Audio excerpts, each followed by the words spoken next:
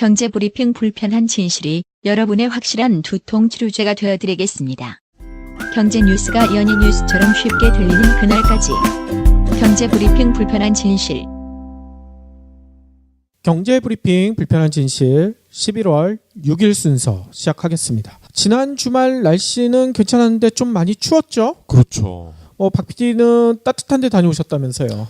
저는 일요일에 황학동이라고 예. 청계천 근처에 있는 동네 있잖아요. 그렇죠.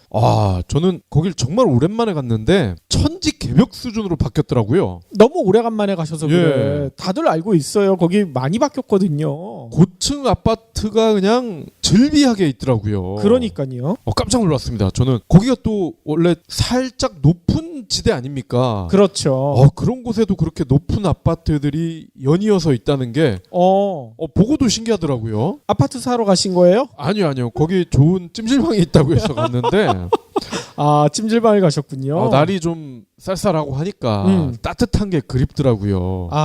그래서 거기에 가족 단위가 갈 만한 괜찮은 찜질방을 지인이 추천을 해주셔서 갔는데 역시나 사람이 많더군요. 사람이 많았군요. 대단지 안에 있는 찜질방이라서 그런지 사람도 많고 찜질방에 닥터피쉬도 있더라고요. 요즘 큰 찜질방에는 그런 것들이 있어요. 네, 전 처음 봤어요. 찜질방에서 30분에 5,000원인데 예.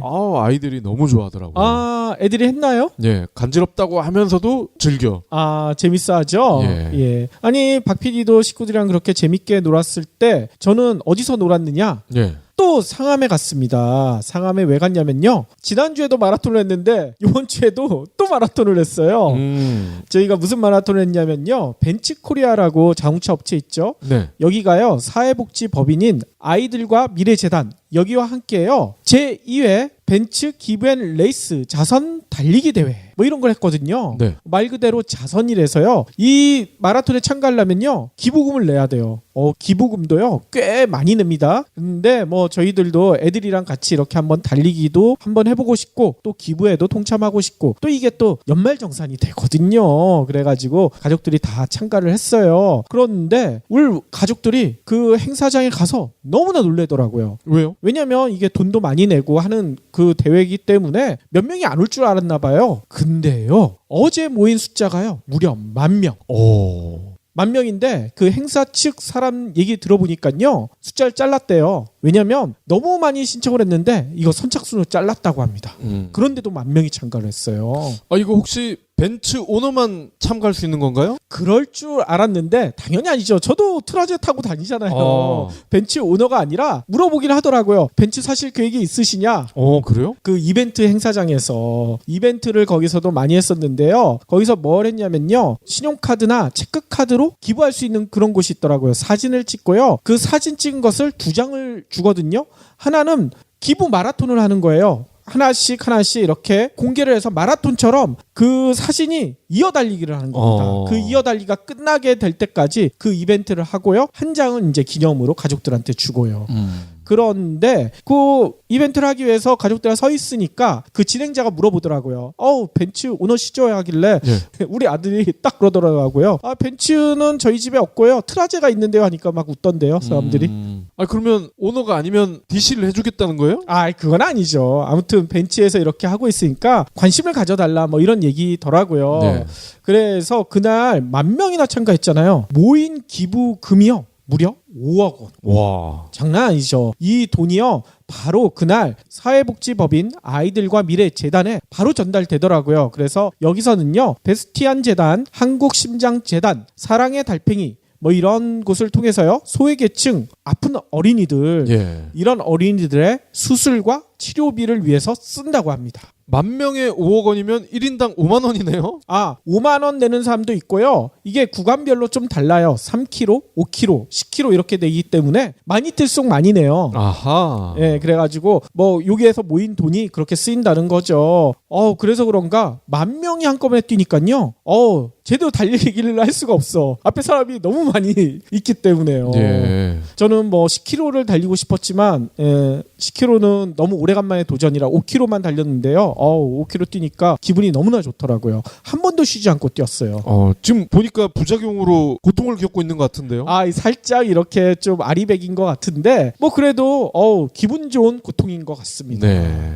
그래서 이렇게 기부를 했는데 왜 이 얘기를 드리느냐? 뭐 어제 참가하지 못한 저희 애청자분들 나도 그런 거 하고 싶은데 이렇게 좀 아쉬워하시는 분들이 계실 것 같아요. 네. 그래서 저희가 준비를 했죠. 그렇죠. KTX 열차 엔진 고장 사실을 언론에 제보한 공익 제보자는요, 업무상 비밀과 사규를 위반했다는 이유로 해임과 정직 처분을 받았어요. 엔진 사고 원인을 은폐하려 했지만 그 사실이 내부 직원에 의해 드러나게 되자 이러한 보복성 조치를 한 것이죠. 더 큰 사고를 막기 위한 용감한 제보의 대가는 가혹하기만 합니다. 아름다운 재단이 우리 사회의 안전과 정의를 지키기 위한 선택을 응원하기 위해 어쩌다 슈퍼맨 캠페인을 진행하고 있습니다. 시민의 응원과 지지가 공익을 지킨 이들의 삶에 큰 힘이 됩니다. 아름다운 재단이 어쩌다 슈퍼맨 캠페인에 경불진 애청자분들도 많이 참가해 주세요. 저희도 조만간 참가할 예정이죠. 그렇죠. 그러면 오늘 꼭 챙겨야 할 경제 브리핑. 서랍장이나 책장을 밟고 올라가는 어린이들 많죠? 그렇죠. 하지 말라고 해도 끝까지 올라가는 애들이 되게 많아요. 저도 어릴 때 이렇게 하고 놀았는데 네. 그런데요, 요즘 이렇게 6세 이하의 어린이들이 이 서랍이나 책장이 넘어가면서 같이 다치는 사고가 꾸준히 발생하고 있다고 합니다. 이걸로 난리 났던 회사가 하나 있었잖아요. 이케아라고 있었죠. 그렇죠. 소비자원은 2014년 1월부터 3년 6개월 동안 소비자 위해 감시 시스템에 접수된 가구 전도 사고, 그러니까 엎어진다 이런 뜻이겠죠. 가구 전도 사고는 총 129건으로 매년 30건 이상이 발생했다 이렇게 밝혔습니다. 생각보다 너무 많은데요? 예, 이 가운데 6세 이하 영유아의 비중이 전체 44%. 와하. 전도사고가 가장 자주 발생한 가구는요, 서랍장과 책장이었고요. 옷장과 신발장도 뒤를 이었습니다. 해외에서도 가구 전도사고가 문제가 되고 있죠. 그렇죠. OECD에 따르면 미국은 가구나 TV가 전도되면서 매년 3만 3천여 명이 상해를 입었고요. 와. 어린이의 경우에 30분에 1명꼴로 응급실을 방문하고 2주에 1명꼴로 사망을 하는 것으로 보고가 됐습니다. 이걸로 죽기까지 한다고요? 그렇죠. 호주에서는 가구 전도로 매년 1명의 어린이가 사망을 하는데 이게 왜 죽기까지 할까? 사실 궁금할 수도 있어요. 그렇죠. 그런데 책장이나 옷장이 만약에 어린이보다 사이즈가 크고 무겁다. 대부분 무겁지 않겠어요, 어린이보다는? 그러니까요. 그런데 아기가 매달려 있는 상태로 이게 그대로 땅바닥을 향해서 엎어지니까 아기는 깔리겠죠. 아하. 깔리면서 이 책장 무게를 흡수를 해야 되고 또 그 전에 넘어질 때 아이의 머리나 이런 쪽에 타격이 가지 않겠습니까? 그러니까요. 이에 따라서 소비자원과 국가기술표준원은 한국가구산업협회, 가구업계와 함께 가구 전도의 위험성과 예방 방안을 홍보하고 벽 고정장치 부착 캠페인을 실시하기로 했습니다. 아하. 가장 확실한 방법은 가구를 벽에 단단히 고정하는 거거든요. 그렇군요. 국가기술표준원은 높이 76.2cm 이상의 가정용 서랍장에 대해 어린이가 매달릴 가능성을 고려한 안정성 요건과 벽 고정장치 제공 의무 그리고 사용상 주의사항 표시를 규정해서 고시했고요. 내년 1월 22일부터 시행할 예정입니다. 현재 NX, 에몬스, 이케아, 한샘, 현대리바트가요 12일까지 본사나 대리점에서 벽 고정 키트를 무상으로 제공하는 행사를 하고 있다고 합니다. 그렇군요. 아니 근데 뭐 제공해 주는 건 고맙지만 너무 날짜가 짧네요. 12일까지면 며칠 되지도 않는데. 네, 12일까지는 무상으로 제공하고요. 이제 내년에 고시가 이루어진 다음에는 이런 거를 의무적으로 소비자에게 알리면서 줘야 된다는 얘기죠. 그렇군요. 자, 근데 우리나라만의 또 특수한 문제가 있죠. 아하. 이 벽 고정 장치 아마도 못이라든지 이런 걸로 구멍을 내서 고정을 하는 방식이 많을 텐데 전세 사는 우리 같은 서민들 이것도 쉽지 않죠. 그러니까요. 못 하나 박으려면 또 주인한테 허락을 받아야 되잖아. 그렇죠. 이거 몰래 박을 수도 없고 말이에요.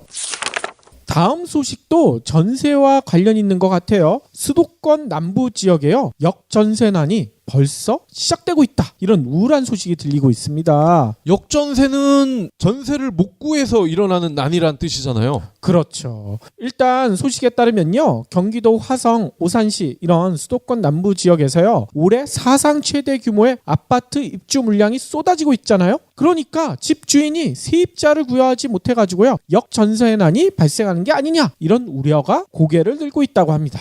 수요 공급 미스매치, 그러니까 불균형으로요. 전세값과 매매값이 동반 하락할 경우 이른바 깡통 전세 아시죠? 네. 집주인이 기존 세입자에게 전세 보증금을 돌려줄 돈이 없는 거야. 이런 문제가 불거질 가능성도 있다는 전문가들의 의견이 나오고 있다는 거죠. 다른 세입자를 구해야 그 돈으로 전세금을 줄 텐데 안 들어오니까. 그러니까요. 그럼 은행빚을 내야 되겠네요. 그래야 될 수도 있죠. 이 내용은요. 부동산 114가 전했는데요. 올해 전국 입주 예정 아파트는요. 무려 37만 9천여 가구. 사상 최대치를 기록하고 있대요. 근데 수도권에서는요. 입주 물량 대부분이 경기도 남부 지역에 몰려 있다고 합니다. 박 PD 사는 곳도 포함될 것 같아요. 네.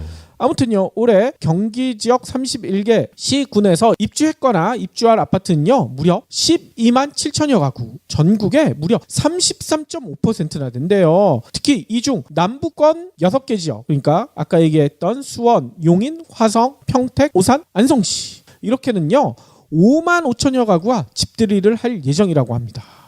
박 PD가 사는 곳은 살짝 빠져 있군요. 근데 수원에서 가깝기 때문에 인근이라고 볼 수가 있는데 제가 사는 동네 근처에 대우건설에서 대규모 단지 아파트를 분양을 했대요, 이미. 아, 그래요? 그래서 다 팔렸대. 오. 근데 이상하게 우리 경제브리핑을 듣기 위해서 제가 외부로 팟빵에 들어가잖아? 그럼 우리 페이지에 그 대규모 대단지 아파트 광고가 딱 세로로 걸려 있어요. 다 팔렸다면서. 이거 어떻게 된 거야, 이거? 그러니까요. 아무튼 이런 일들이 더 많이 벌어질 가능성이 있겠죠. 아무튼요. 내년에도 경기 남부 입주 물량은요. 7만 4천여 가구. 경기도 전체의 45%가 된대요. 근데 이게 올해보다 더 많은 수치라고 합니다. 이 이유는요. 2014년, 2015년 주택시장이 호황이었잖아요. 이때 분양됐던 아파트 물량이 올해와 내년까지 계속 입주가 시작된다는 얘기인 거죠. 이러다 보니 아파트 전세값이 어떻게 되겠습니까? 떨어지죠. 당연합니다. 경기도 남부 지역에서는 하락세가 점점 뚜렷해지고 있다고 하는데요. 올 들어 10월까지 화성시와 오산시 아파트 전세 가격이요. 각각 1.68%, 0.3%가 떨어졌고요. 수원이나 용인 같은 경우에도요. 아파트 가격이 조금 오르긴 올랐는데 겨우 0.16%, 0.28%에 그친대요.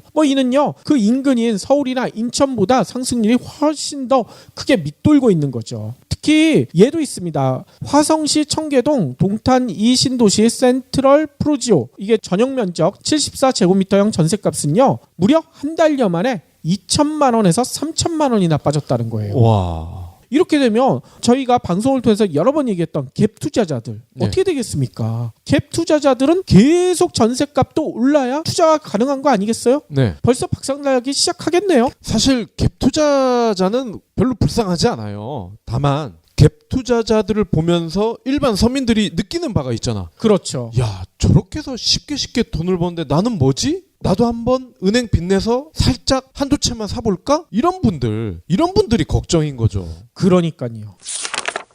다음 소식은요. 저희가 고대하고 있던 그런 내용이네요. 연대하고 있던 내용은 아니고요. 네. 연대가 아니라 고대입니다. 이 특정 대학을 자꾸 이렇게 본의 아니게 얘기하게 되는데요. 그러니까요. 중대한 내용이죠. 중대한 내용이군요. 네. 서강대는 어떻게 안 되네요. 그 라임이 안 맞아요. 네. 카카오 임지훈 대표가 이런 얘기를 했습니다. 음성 서비스로도 돈을 벌 수 있다. 어이? 우리 들으라고 하는 얘기인가? 그러니까요. 임 대표가요. AI 스피커 이런 음성 기반 서비스에 대한 최근에 일각에서 부정적 관측을 내놨었나 봐요. 어이? 이에 대해서 만사를 너무 좁게 보면 안 된다 이러면서 적극 변론을 했습니다. 아하. 임 대표는요 6일 카카오의 브런치라는 서비스가 있죠.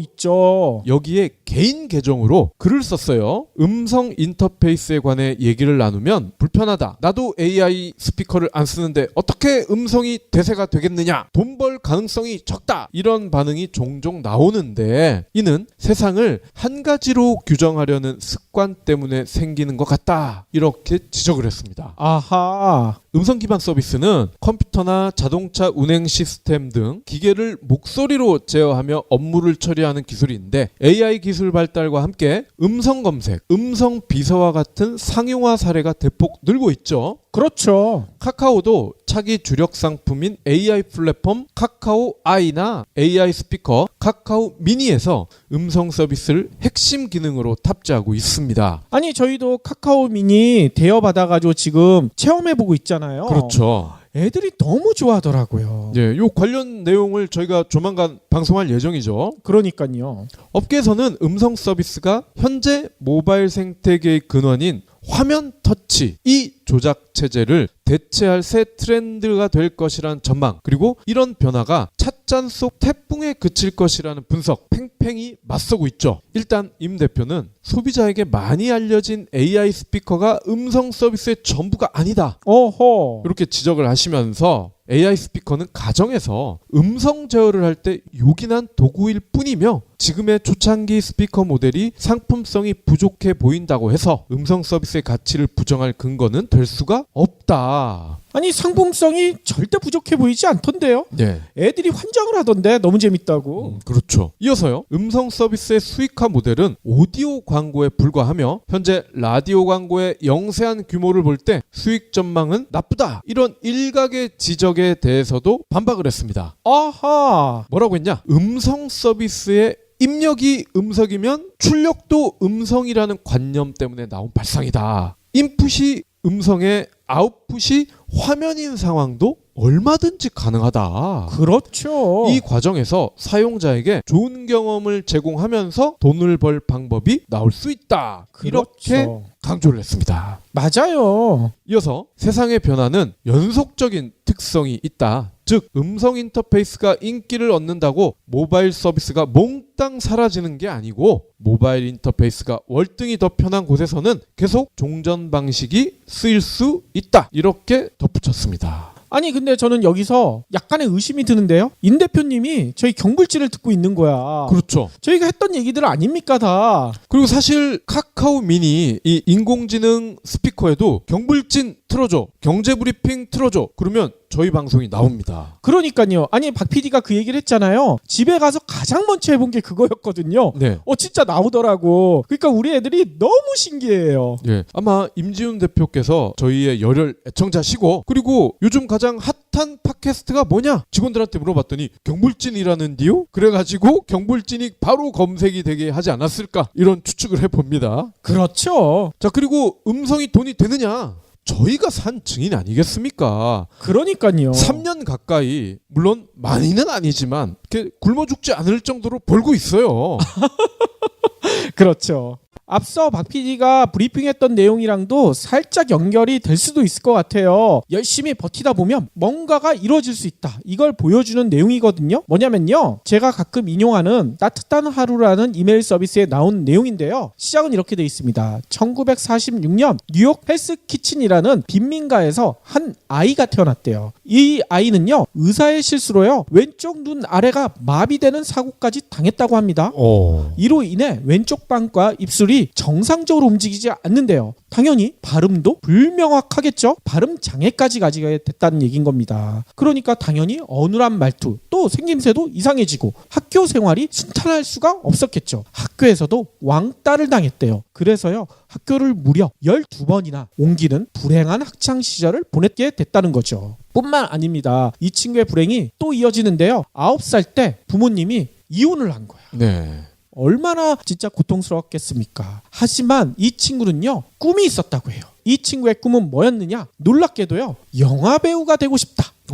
이게 꿈이었다는 거예요. 그런데 앞서 얘기했듯이 발음도 부정확하죠. 안면 장애도 있죠. 이런 친구한테 누가 영화 배우를 쉽게 시키겠나요? 당연히 이 친구한테 돌아오는 배역은 거의 없었대요. 그냥 단역 배우, 뭐 쉽게 얘기하면 영화관 안내인, 뭐 경비원, 피자 배달부, 식당 종업원, 뭐 동물원 자격부, 그 다음에 보디가드, 뭐 덩치는 좋으니까. 네.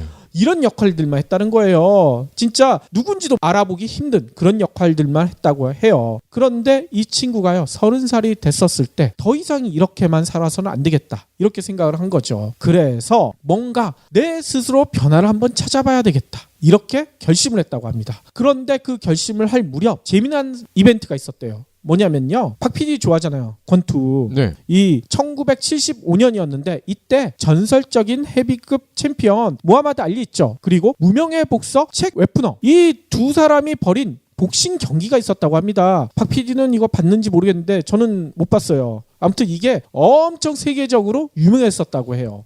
저는 알리와 조지 포먼이 하는 건 봤어요. 아, 그런가요? 아무튼요, 이 경기를 보고 그 친구가요, 사람들이 배우를 안 시켜주면 그러면 내가 영화 시나리오를 쓰고 내가 주인공을 하면 되겠지 하고 각본을 쓰기 시작했다고 합니다.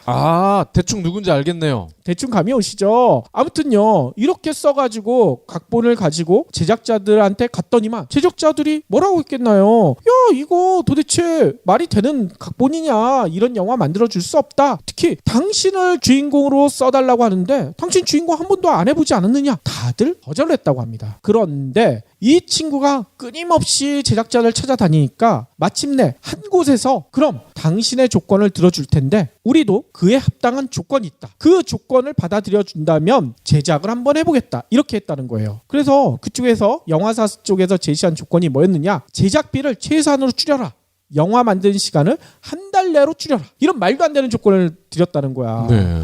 그런데도 이 친구는 어떻게 했겠습니까? 한 번밖에 없는 기회 아니겠어요. 좋습니다. 내가 당신들이 얘기하는 것만큼 짧은 시간 내에 적은 제작비를 가지고 영화를 한번 만들어 보겠습니다, 이렇게 했다는 거죠. 그래서 만들어진 영화가 다들 알고 계시죠? 로키. 맞습니다. 그 영화가 로키였고요. 저희가 얘기했던 그 친구는 바로 실베스터 스텔론이었다는 거죠. 스텔론이 딱 얼굴 보면 약간 얼굴이 인상이 좀 이상하잖아요. 이게 원래 어렸을 때 태어날 때부터 있었다는 거예요. 저는 이제 람보 인상이 워낙 강해서 분장인 줄 알았어요. 그러니까 저희도 보통 그렇게 생각했는데 그게 아니었다는 거죠. 게다가 이 로키는요, 영화가 개봉되자마자 놀라운 일이 벌어졌죠. 극장에서요, 예외 없는 우레와 같은 기립박수가 터졌고요. 그래서 제작비에 무려 50배가 넘는 돈을 벌어들였대요. 한마디로 대박이 난 거죠. 그런데 이 친구 실버스터 스텔론이 영화를 만들 때 목표는 단 하나밖에 없었다고 합니다. 영화를 끝까지 만들어서 개봉하는 거. 근데 로키의 목표도 똑같잖아요. 영화 속 주인공인 로키의 목표는 경기에서 이기는 게 아니었잖아요. KO패 당하지 않고 15회전까지 버티는 거. 영화 속 주인공과 자신의 현재 모습이 동일했다는 거죠. 포기하지 않고 끝까지 한번 나는 버텨보겠다. 그게 바로 인생 역전 드라마를 만든 게 아닌가, 이런 얘기인 겁니다. 저는 이걸 어릴 때 봐서 결말이 잘 기억이 안 나요. 결말에 로키가 경기에선 져요. 제가 알고 있기로는 경기에선 지는데 끝까지 버팁니다. 그리고 사랑하는 여자친구, 그 친구가 아드레안인가? 그 친구의 이름을 엄청나게 크게 부르죠. 그러면서 끝나죠. 졌지만 인간적인 승부에서는 이긴 걸로. 그러니까요. 영화 로키의 명대사도 있거든요. 한번 들어보세요. 시합에서 져도 머리가 터져버려도 상관없어. 15회까지 버티기만 하면 돼. 아무도 거기까지 가본 적이 없거든. 종소리가 울릴 때까지 두 발로 서 있으면 그건 내 인생에서 처음으로 뭔가를 이뤄낸 순간이 될 거야. 저희가 팟캐스트를 하는 것도 이것과 비슷한 심정이 아니었을까. 저희도 한번 끝까지 버텨보자고 했었잖아요. 머리가 터져버리면 안 되죠. 식물인간 되는데. 뭐 그런 정도까지는 아니지만 팟캐스트라는 세계를 끝까지 가본 사람이 없었잖아요. 그래서 저희도 새로운 길을 개척한다는 심정으로 한번 끝까지 가보자, 이런 결심으로 시작을 했는데 벌써 3년이 지났고요. 어느 정도 잘 버티고 있고, 그래서 그런가 아까도 브리핑에서 얘기한 것처럼 카카오의 임 대표가 앞으로 오디오에서도 돈을 벌 수 있다, 이런 희망을 주시잖아요. 네. 그래서 저희 컨텐츠가 1분에도 들어갔나? 그러니까요.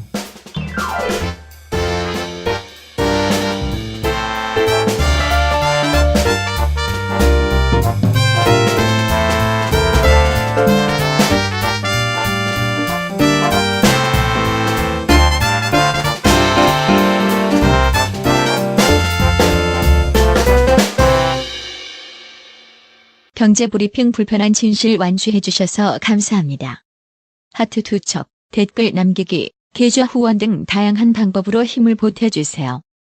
계좌 정보는 경제브리핑 팟빵 공지 코너에 있습니다. 여러분의 응원, 콘텐츠로 보답하겠습니다.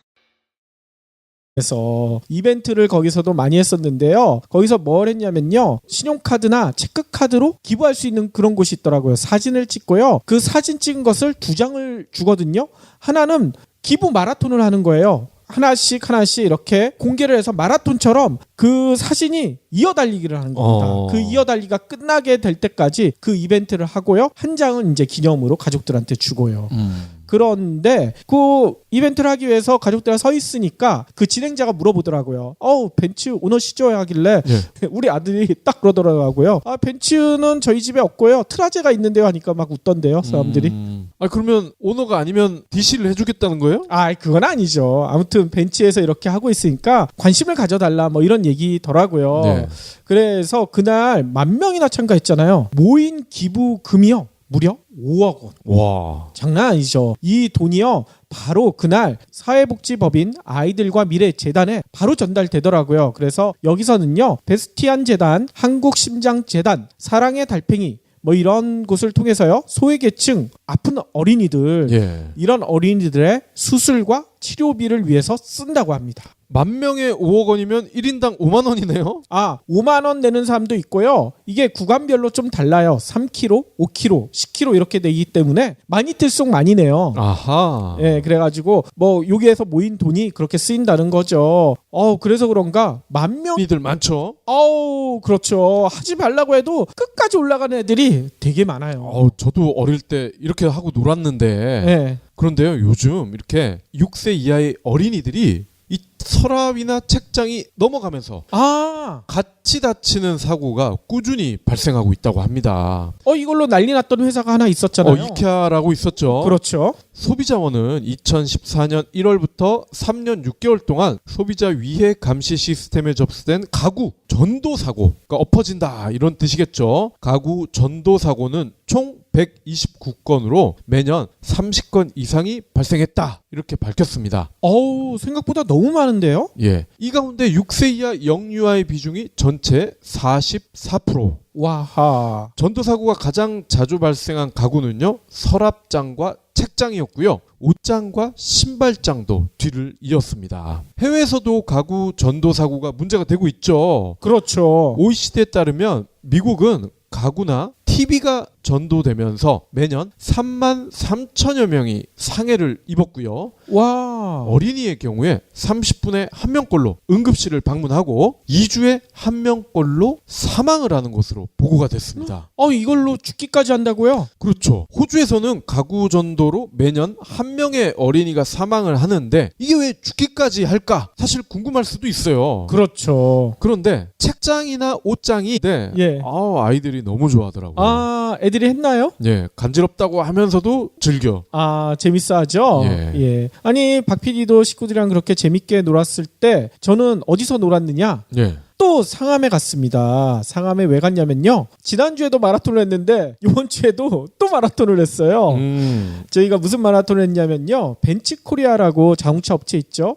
여기가요. 사회복지법인인 아이들과 미래재단 여기와 함께요. 제2회 벤츠 기브앤레이스 자선 달리기 대회 뭐 이런 걸 했거든요. 말 그대로 자선이라서요. 이 마라톤에 참가하려면요. 기부금을 내야 돼요. 기부금도요. 꽤 많이 냅니다. 근데 뭐 저희들도 애들이랑 같이 이렇게 한번 달리기도 한번 해보고 싶고 또 기부에도 동참하고 싶고 또 이게 또 연말정산이 되거든요. 그래가지고 가족들이 다 참가를 했어요. 그런데 우리 가족들이 그 행사장에 가서 너무나 놀래더라고요. 왜요? 왜냐면 이게 돈도 많이 내고 하는 그 대회이기 때문에 몇 명이 안 올 줄 알았나 봐요. 근데요. 어제 모인 숫자가요. 무려 10,000명. 10,000명인데 그 행사 측 사람 얘기 들어보니까요. 숫자를 잘랐대요. 왜냐면 너무 많이 신청을 했는데 이거 선착순으로 잘랐다고 합니다. 그런데도 10,000명이 참가를 했어요. 아, 이거 혹시 벤츠 오너만 참가할 수 있는 건가요? 그럴 줄 알았는데 당연히 아니죠. 저도 트라제 타고 다니잖아요. 벤츠 오너가 아니라 물어보긴 하더라고요. 벤츠 사실 계획이 있으시냐? 그래요? 그 이벤트 행사장에 한꺼번에 뛰니까요. 제대로 달리기를 할 수가 없어. 앞에 사람이 너무 많이 있기 때문에요. 예. 저는 뭐 10km를 달리고 싶었지만 10km는 너무 오래간만에 도전이라 5km만 달렸는데요. 5km 뛰니까 기분이 너무나 좋더라고요. 한 번도 쉬지 않고 뛰었어요. 지금 보니까 부작용으로 고통을 겪고 있는 것 같은데요? 살짝 이렇게 좀 아리백인 것 같은데 뭐 그래도 기분 좋은 고통인 것 같습니다. 네. 그래서 이렇게 기부를 했는데 왜 이 얘기를 드리느냐? 뭐 어제 참가하지 못한 저희 애청자분들 나도 그런 거 하고 싶은데 이렇게 좀 아쉬워하시는 분들이 계실 것 같아요. 네. 그래서 저희가 준비를 했죠. 그렇죠. KTX 열차 엔진 고장 사실을 언론에 제보한 공익 제보자는요, 업무상 비밀과 사규를 위반했다는 이유로 해임과 정직 처분을 받았어요. 엔진 사고 원인을 은폐하려 했지만 그 사실이 내부 직원에 의해 드러나게 되자 이러한 보복성 조치를 한 것이죠. 더 큰 사고를 막기 위한 용감한 제보의 대가는 가혹하기만 합니다. 아름다운 재단이 우리 사회의 안전과 정의를 지키기 위한 선택을 응원하기 위해 어쩌다 슈퍼맨 캠페인을 진행하고 있습니다.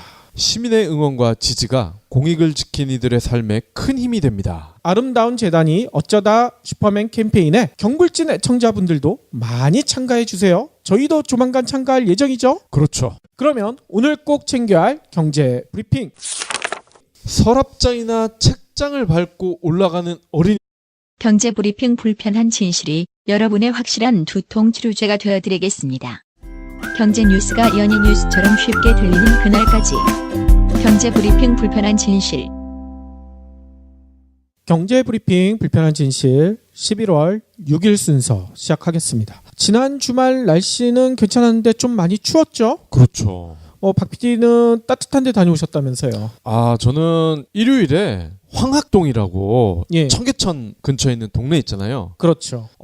저는 거길 정말 오랜만에 갔는데 천지개벽 수준으로 바뀌었더라고요. 너무 오래간만에 가셔서 예. 그래. 다들 알고 있어요. 거기 많이 바뀌었거든요. 고층 아파트가 그냥 즐비하게 있더라고요. 그러니까요. 깜짝 놀랐습니다. 저는 거기가 또 원래 살짝 높은 지대 아닙니까? 그렇죠. 그런 곳에도 그렇게 높은 아파트들이 연이어서 있다는 게 보고도 신기하더라고요. 아파트 사러 가신 거예요? 아니요. 거기 좋은 찜질방이 있다고 해서 갔는데 찜질방에 가셨군요. 날이 좀 쌀쌀하고 하니까 따뜻한 게 그립더라고요.